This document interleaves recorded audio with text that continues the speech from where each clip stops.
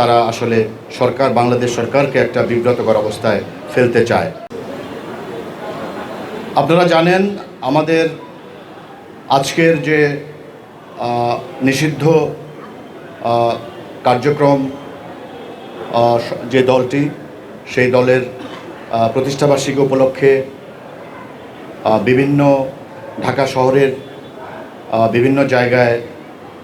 মিছিল বা সমাবেশ বা জমায়েত হওয়ার গোয়েন্দা রিপোর্ট আমাদের কাছে ছিল। সেই অনুযায়ী আমরা গত 3 দিন থেকে ঢাকা শহরের বিভিন্ন জায়গায়, বিশেষ করে আমাদের যে সমস্ত সীমান্তবর্তী যে সমস্ত এলাকাগুলো আছে সেগুলো সহ আমাদের যে চেকপোস্ট, সেই চেকপোস্টকে আমরা জোরদার করেছি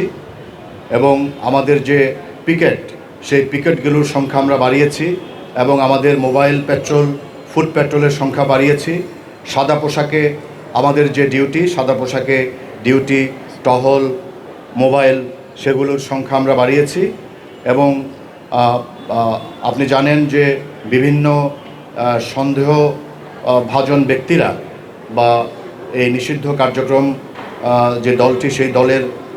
কর্মীরা বা সমর্থকরা বা পদবিধারী যারা আছেন, তারা বিভিন্ন জায়গায় জড়ো হয়ে এই ধরনের মিছিল বা জমায়েতের সম্ভাবনার কথা বিবেচনায় রেখে আমরা প্রত্যেকটি সন্দেহজনক জায়গা, যেমন মেস, আমাদের হোটেল এবং বিভিন্ন জায়গায় যেখানে তাদের অবস্থান করার সম্ভাবনা আছে, সে সমস্ত জায়গায় আমরা তল্লাশি করেছি এবং আমরা বেশ কয়েকজন তাদের সদস্যকে, নেতাকর্মীকে আমরা গ্রেফতার করেছি এবং তাদেরকে গ্রেফতার করে আমরা যেটা এখন পর্যন্ত আমাদের কাছে যেটা মনে হয়েছে, তারা আজকে মিছিল এবং সমাবেশ বা জমায়েত হওয়ার মাধ্যমে তারা আসলে বাংলাদেশ সরকারকে একটা বিব্রতকর অবস্থায় ফেলতে চায়, আইন শৃঙ্খলার অবনতি ঘটাতে চায়। তো সেই জন্য আমাদের প্রত্যেকটি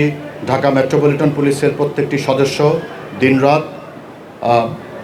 তাদের উপর যে অর্পিত দায়িত্ব, সেই দায়িত্ব সঠিকভাবে পালন করার মাধ্যমে তাদের এই প্রক্রিয়াকে, তাদের এই পরিকল্পনাকে এখন পর্যন্ত নস্যাৎ করে দিয়েছি। এবং আমি আশা করব যে সামনে যে কিছু ঘন্টা সময় আছে, এই সময়ের মধ্যেও তারা কোথাও মিছিল বা সমাবেশ বা জমায়েত হতে পারবে না। মাননীয় কমিশনার, এর আগে তারা যে ঝটিকা মিছিল করেছে সেখানে তারা ককটেল বিস্ফোরণ তারা করেছে। আপনি তাদের মিছিল নিয়ে কথা বললেন, ঝটিকা মিছিল নিয়ে, কিন্তু নাশকতা যে তাদের প্ল্যানিং, এবং আজকে